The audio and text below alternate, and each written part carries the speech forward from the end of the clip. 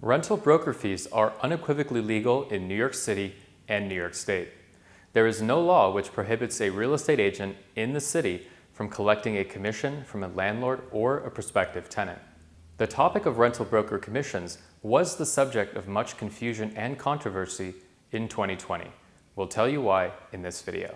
I'm Nick at Houseit. Visit houseit.com to learn how to save money if you're buying or selling a condo, co-op, or townhouse here in New York City. So let's get started. The controversy over the legality of rental broker fees in New York City started on June 14, 2019. This was when the Housing Stability and Tenant Protection Act of 2019 was passed into law.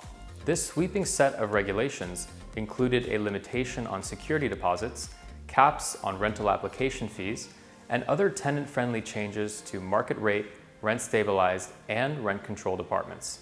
A few months later, on January 31, 2020, the Department of State issued a memorandum which provided guidance on how to interpret the new law.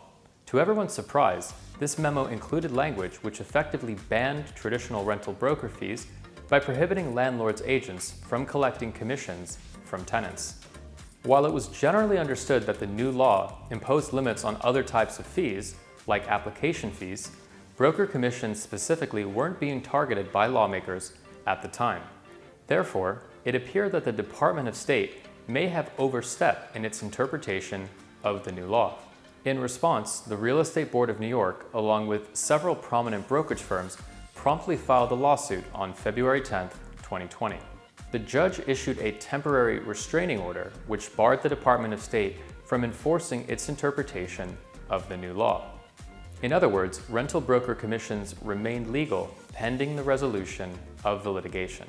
The Department of State ultimately lost in court on April 9, 2021.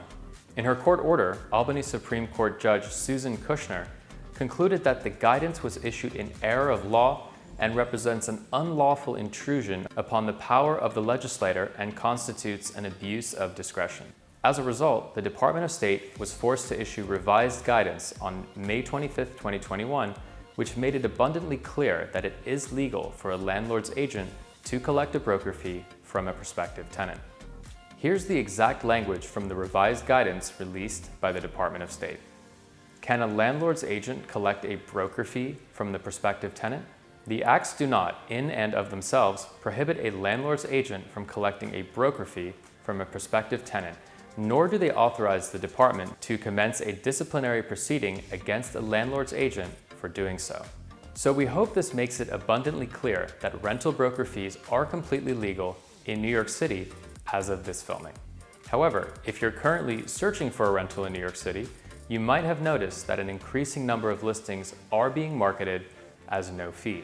This means that the landlord, as opposed to the tenant, has agreed to pay the broker fee.